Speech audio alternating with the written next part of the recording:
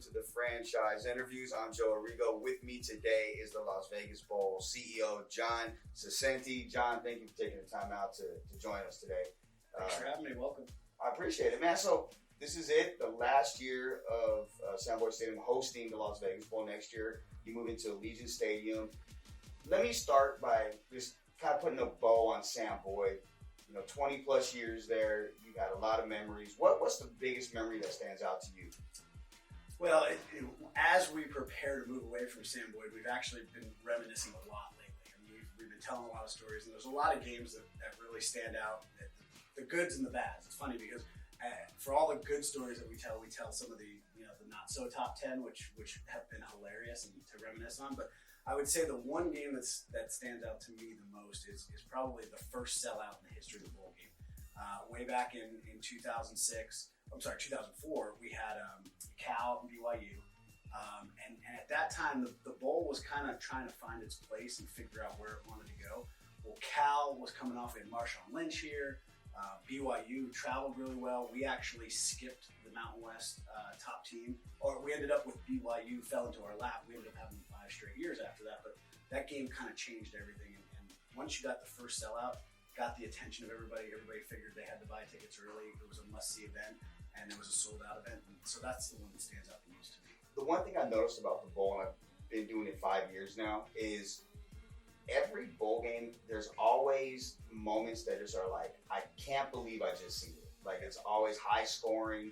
Last year's game was a great game with ASU and Boise. The year before was the ASU Fresno State. That's Oregon Boise the year before. Yeah, and that was a crazy game. And then I think the year before that we had the BYU Utah game, yeah.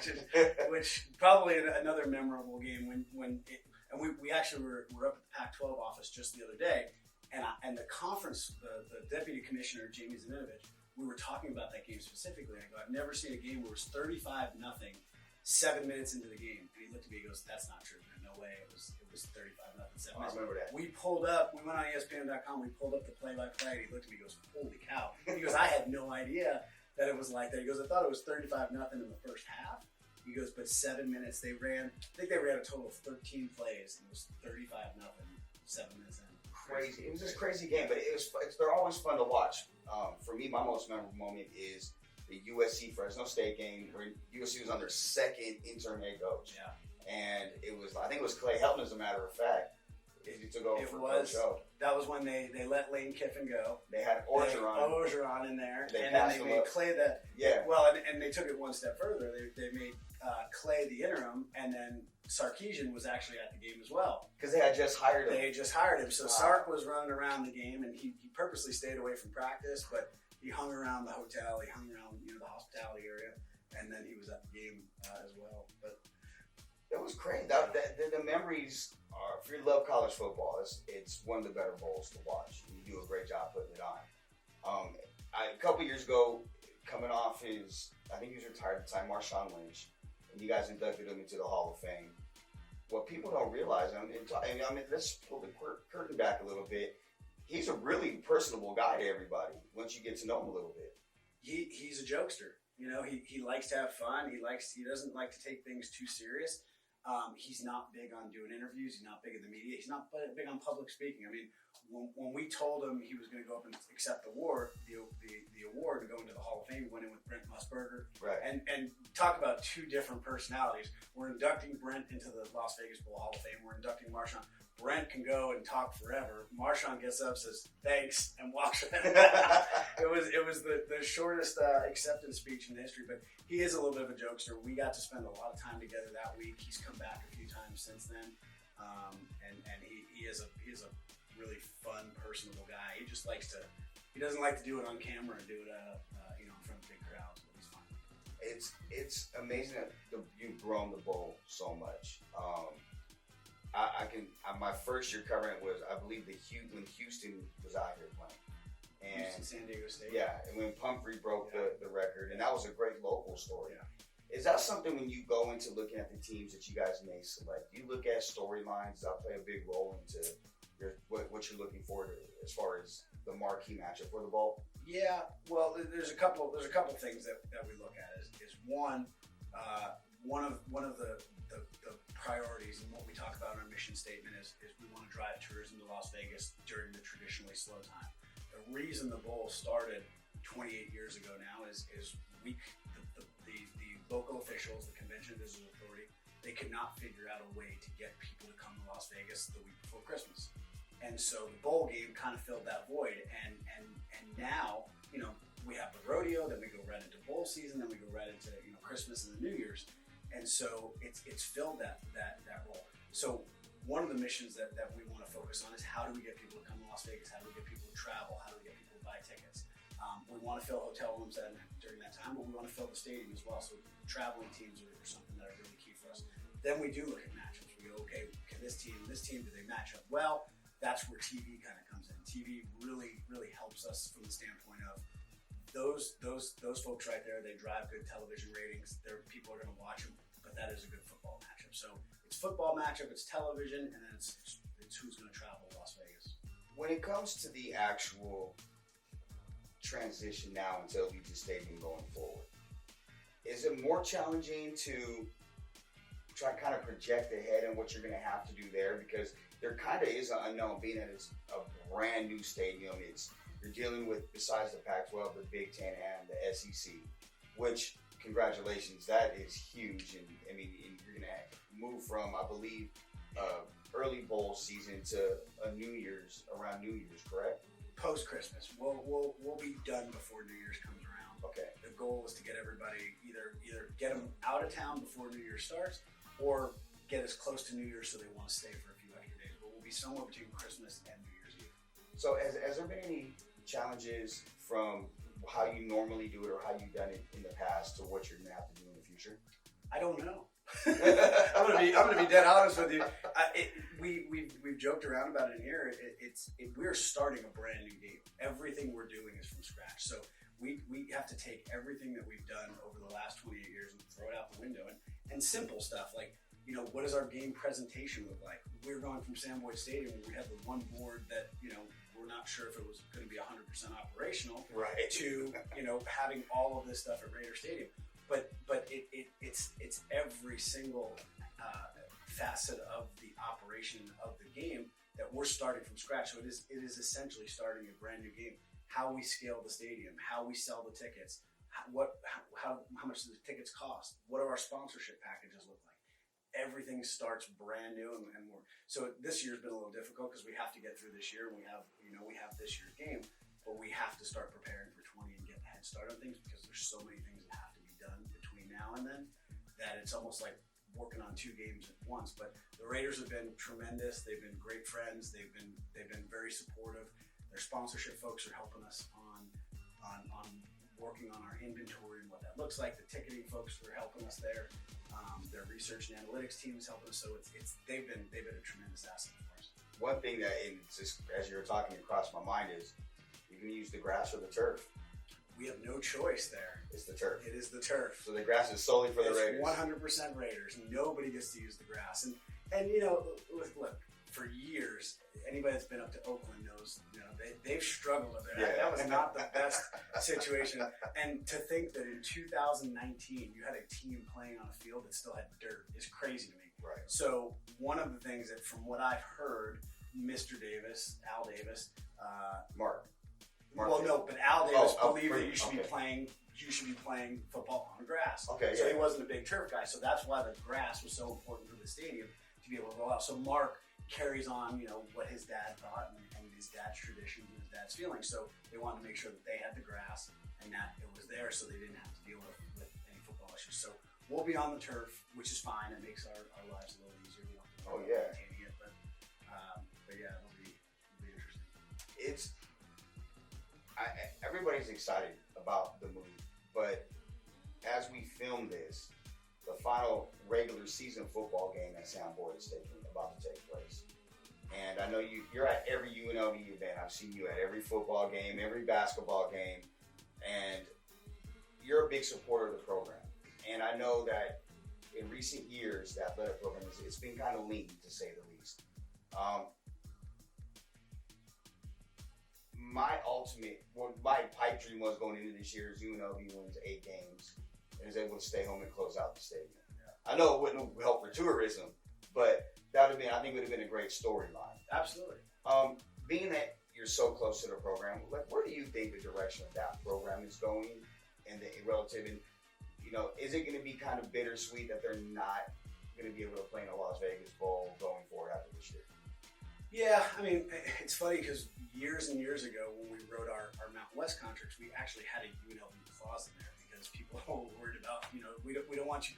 Remember when the bowl up in Boise started? Boise was going there every year. Every year, yeah. Right, so we didn't want to have a situation where UNLV was playing the game every year. So we actually had a clause in there that prevented us from being able to take UNLV on a regular basis. But yeah, I agree with you. I saw Tony quite a bit before the season ended. We actually talked about that, like how cool of a story would that be? And I think it would have made a great story. I think we would have sold that game out in a heartbeat. Yeah. I think it would have been good for the program. It would have been good for UNLV. It would have been good for UNLV football, and I think it would have been a good, proper send-off with a great storyline. Unfortunately, a couple bad breaks during the course of it. It's so funny how a football season works. They were so close in a couple of those games that one thing happens or one thing goes a different direction, and a loss turns into a win, and it changes the mindset of the kids. It changes what they're doing going forward. I agree with you. I thought for sure they were going to make a bowl game this year. I thought this was going to be a year they were going to take that next step, but that's why they play the games, and a couple things didn't bounce their way. Right. Let's talk about going forward to next year. Pac-12, is it the Big Ten next year, or is it going to be SEC? Next year will be the SEC. Okay. So even years will be the SEC. So it'll be 20, 22, 24. Okay. And then Big Ten, obviously odd years, 21, 23, 25. So how did that partnership come about? How did you guys work that out? Well, it started with us. It's funny because, and again, all the credit to the Raiders. None of this happens without the Raiders and without Mark Davis's commitment and Mark Bedain's commitment to Las Vegas and to that stadium, and then our local politicians and officials in the Stadium Authority Board for seeing the vision, knowing what that building would do for not just Las Vegas but all these other events. Without them, none of this happens. And what was happening was, once the building started to get momentum and then ultimately got approved, and people started to see pictures and they started to hear about the Raiders, we started getting a lot of attention, and people were very curious as to what our plan was going to be. Las Vegas is a destination that everybody wants to go to. We're going to have a $2 billion state-of-the-art stadium. That got attention. So as we started to have these conversations, we realized very quickly that the SEC and the Pac-12 do not have a bowl matchup. It's crazy to think that most of the conferences are aligned somehow, some way, at some level. There is no Pac-12 SEC matchup. So as we started having these conversations, that was the marquee matchup in our opinion that we wanted to make happen, because it doesn't exist. It's very unique. It's very different. The concern that we had, or the struggle that we had, was if you look at the SEC's bowl lineup right now, all of their bowl games are in a driving footprint. They're all in that southeast area, whether it's Florida or Nashville or something else. So their fan base typically drives to those games. So this was something very different, very unique for them as well. So when we started talking about it, there was concern on both sides. The SEC did not know if their fans would all travel to Vegas. They thought they would because it's a destination. We think that they will because it's a destination and something different. But just to kind of cover things, that's where the Big Ten kind of came in too, because they were interested in what Las Vegas has going on, the destination, the stadium, everything else. So it ended up becoming a perfect partnership when it was all said and done, because we had a little bit of flexibility. It gives the game a little bit more personality, where it's going to be a big time event. You're not going to get stuck with the exact same team year in and year out. So it's almost like a pre-Rose Bowl matchup. You could have, let's say you have an up-and-coming Pac-12 team, an up-and-coming Big Ten team, and so let's say they're really young, and then 2 years later they're in the Rose Bowl, but you could have a preview a couple years earlier at the Las Vegas Bowl. There's no better place to watch a football game than Las Vegas.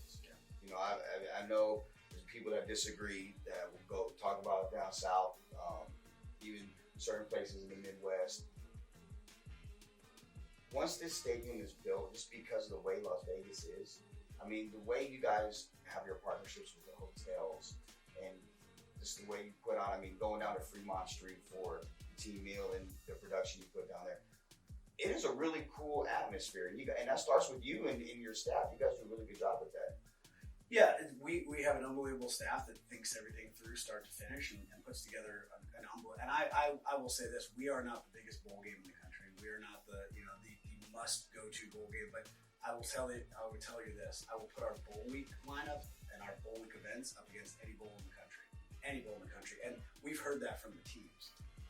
That if they're not playing for the Rose Bowl, they're not playing in the championship in the CFP, they want to go to Vegas for a number of reasons. But the destination also helps us with that, right? We have a lot of resources here. We have a place that people want to go. This is what we do. We're in the hospitality business. We're in the major event business. Vegas does it as well as anybody, and so we do a great job putting all the pieces together. Having Las Vegas as our home certainly helps in that process. It does, and it's not butt ass cold. I mean, let's be real. Like you're saying that, but remember we're kicking off a little later this year when that sun gets. Oh, that's true. Yeah, that's true. The press box it gets a little chillier, but we moved the game time from 12:30 to 4:30, so people are going to actually have to wear jackets this year. Well, a couple years ago, again, the Houston, San Diego State, I remember walking down the field with Mike Pritchard to get on the sideline when Donnell broke the record. And I had on gloves, mittens, a beanie. It got cold. So it does get cold in Vegas, but not like if you're somewhere back east, you're playing in snow and things like that. It's chilly. Brisk. We actually... Funny story is I accepted a box yesterday from the UPS guy and it didn't have a name on it, so I opened it up here in the office because there was no name. It was a little generic, and I opened it up and it was 3 cases of hand warmers. And I go, did somebody in this office order hand warmers? And they're like, yeah, it's going to be chilly this year at the stadium. I'm like, we're doing hand warmers? Like, it's not that cold. Like, I'm thinking about the last time I used a hand warmer, it was actually our old friend, remember Hunky Cooper from UNLV? Yeah. I was up in San Diego State, was playing Wyoming in the Mountain West Championship game, and I'm freezing, I'm shivering, I'm bundled up, and I think it was about 7 below. Ooh. It was cold, and our man Hunky Cooper comes out and goes, man, you're hurting me right now. He throws the hand warmers in it. He goes, put one in each shoe, put one in each glove, and you're good to go. And Hunky saved my butt that day. That's the last time I used a hand warmer. It was below 0. I think that's acceptable. And I would agree. Now, that's something that you have to do as well. You have to travel to the Mountain West Championship game, and then you formally make your welcome to the Las Vegas Bowl. How cool is that for you? I mean, how cool is your job? I mean, at the end of the day, you're helping kids and young athletes and really schools live out their dream by coming to a bowl. Some schools haven't been to bowls in a number of years. Some are frequent bowls. And some are more appreciative of it. But how cool is your job? It's cool, but it's a lot of fun too, and it's really rewarding. I mean, we bust our butts all year long to get ready for this thing, and the part that I love the most is when we do get to invite, having the college football playoff now and having the rankings and having the automatic bids has taken a little bit of that fun away. I remember several years ago when we went to BYU and we invited BYU, and at the end of the game, they put a stage right on the 50-yard line and they handed a mic, and there's 70,000 people there. And you're doing the official invite from 70,000 people, and the place erupts. You're the most popular person in the stadium. They love you. They've taken a little bit of the fun out because now we have to wait till the next morning to the rankings to officially announce somebody to make sure that somebody's not going up. But it's still a blast. I'll be at the Mountain West Championship game this year,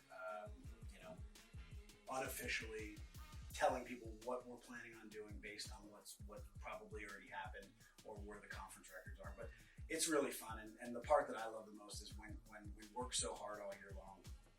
It's when those teams first get here.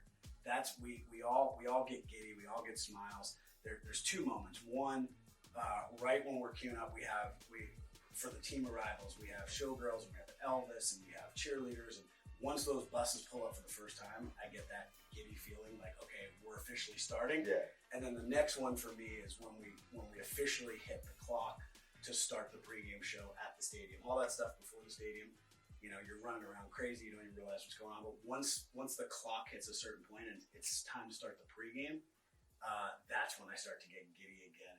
And it's all worth it. We're creating experiences for these kids that hopefully, memories that last a lifetime. Without the bowl, some of these kids, their season would end, and that would be it. But it's another opportunity to keep practicing, keep hanging with your brothers, and have a memorable experience. experience in a great destination. Now, I don't know if you remember this. One of my first experiences with John was at the bowl game, and I'm on the sideline with former UNLV football player Charles Ely. Okay. And it was the Oregon Boise State game. Okay. And he had players on Oregon and Boise that he coached in California. And you're walking the side and you're going a mile a minute, and I finally get you to stop and have a quick conversation with you. But you were so geeked up about it. You could tell like this is your baby for all intents and purposes, and you have to be proud of what you and your staff have done to build this thing up. Yeah, I'm incredibly proud, and I think everybody in this office is incredibly proud of where we're at. We didn't know. Again, we knew that this game had the opportunity to be something great, something special, and something big. I don't think we ever expected to get to this point because I'll be the first one to tell you. I would do interviews and I would have conversations. I'd do speaking engagements, and I was the one person that was saying that get over it. The NFL is never coming to Las Vegas. Really? Never coming. We couldn't. They couldn't get over the sports gaming and the stigma of Vegas. I'm like, the NFL is never coming. And then when the rumor started with the Raiders, I'm like, it's all a ploy. It's all fake. There's no way. And I was dead wrong on this one. And so, yeah, having them come here and having the stadium, it is a proud moment. It's going to be a little sad, closing Sam Boyd and closing that chapter of the game. But the game is it's in great hands. And this crew that's been together for a couple of years here, about 5 or 6 years ago when I took over, we all sat down and we all had a vision for how we saw this thing going and how we were going to continue to grow. And every year, I think, gets a little bit better and grows a little bit more, and obviously put us in this position today. All right, so give us a sneak peek of the bowl. What do you have in store? Is there anything you kind of give us a little hint on what you have in store for this year? Anything special since the final game of Sam Boyd? Yeah, we're going to try to tell some old stories from the good, the bad, and the ugly. From some of the personalities that played in the game to some of the big time games, some of the great finishes. I mean, the bowl games had a lot of stories over there. The first overtime game was here in the bowl game. The first female player to play in a bowl game played here. Some of the stories have been great. We've also had some really, really funny ones where we're probably the only bowl game that had winds so bad that we had 2 field goal net delays that we'd have to have cheerleaders climbing on each other's shoulders to get the net untangled from the thing. And that same game, we had a negative 4-yard punt. The ball went straight up in the air and it went right behind the punter. And I'm like, that game was not that much fun. But funny stories that took place there. I mean, we had floods, we had snow, we've had some pretty good memories. So we're gonna tell those stories throughout, leading up to the game, and hopefully the way it's playing out now, Pac-12 is all jammed up, but I think we're gonna have a pretty good representative from the Pac-12, Mountain West. Based on what happens this weekend, who knows what team's gonna emerge there? But I think we'll have a pretty good matchup, so I'll send it off the right way. If we're talking just matchups, folks, I'm gonna give you the best matchup you could hope for. I'm gonna pray for you. The Chris Peterson Bowl, Washington versus Boise State. That would be the ideal matchup to close out Sam Boyd. I'm gonna put it into existence. Yeah. Well, we've had Boise. We've seen them show up and we've seen them travel. I think their fans would be pretty excited to get a crack at Chris Peterson. Washington, we had them a few years back, and their fans really showed up. They'd love to come to Las Vegas. So if we did have that matchup, I would be perfectly okay with it. I would not turn that matchup away. Oh, I bet you wouldn't. But you could also get the Pirate, Mike Leach, and he's a character in himself too. Washington State takes care of business down the road. So yeah, we actually had a conference call with the conference yesterday, and we were joking around about all the different matchups and all the storylines. And we're like, well, forget Mike Leach here. We got to bring him out to Treasure Island and throw him on the boat. Yeah. And I go. You think we can get him on the pirate ship there? And they joked around. They're like, well, he loves In-N-Out Burger too, and there's no In-N-Out Burger up there. So if you dangle some In-N-Out Burger, you might be able to get him on the pirate ship. So we just take it from across the street the lake, walk it over to that Treasure Island. John, I appreciate your time. I mean, you've always been gracious. You're a great guy, and this is one of the best dudes in Vegas. I mean, if you're anywhere at any sporting event, you see John. He's very accommodating, and it's weird, like how this guy came about. We ran into each other at the UNLV game Monday, and it was just kind of like, hey, let's do this. It's easy to find each other for the Abilene Christian game. Wasn't it? There wasn't that many people there. It was worse for Texas State. I heard. Yeah, I missed that one. I know. I was looking for you. I'm like, where's John? So, but I appreciate everybody helping to tell our story. Sometimes it makes it very difficult as an event. We don't have coaches, we don't have players, we don't have folks to put out there that people want to interview or want to talk about. But I appreciate the people like you that recognize what the game's done for the community and where the game's place is and help tell that story. So thank you. My pleasure. Well, this is the franchise interview for John Saccinti, CEO of the Las Vegas Bowl. I'm Joe Arrigo. Thank you for joining us on FranchiseSportsMedia.com.